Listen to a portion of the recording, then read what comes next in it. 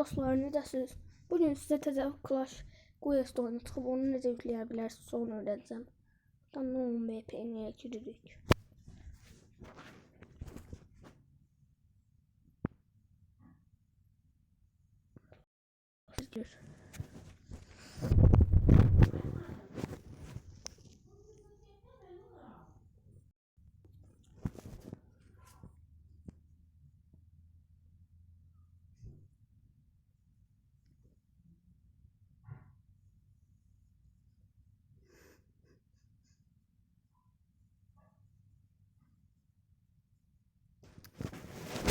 Izlədir, kapat.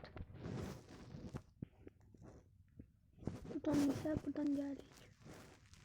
Ölkə seçəcəyik buradan.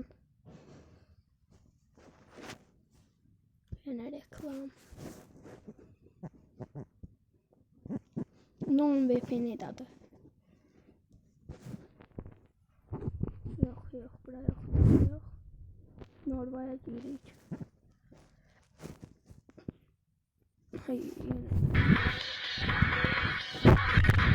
Tabii ki yaman çıkması isteriz.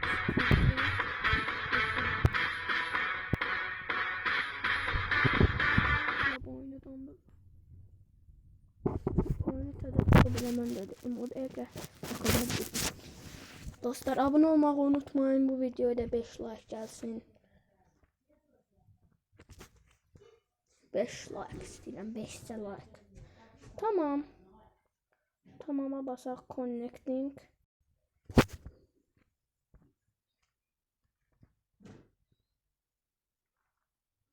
Hayır da. Ne oraya basaq onda? Şimdi gəldik bura dostlar. Gəldik bura. Buradan gəlik. Hesab dəyişdiririk. Tezsiz beden İslam.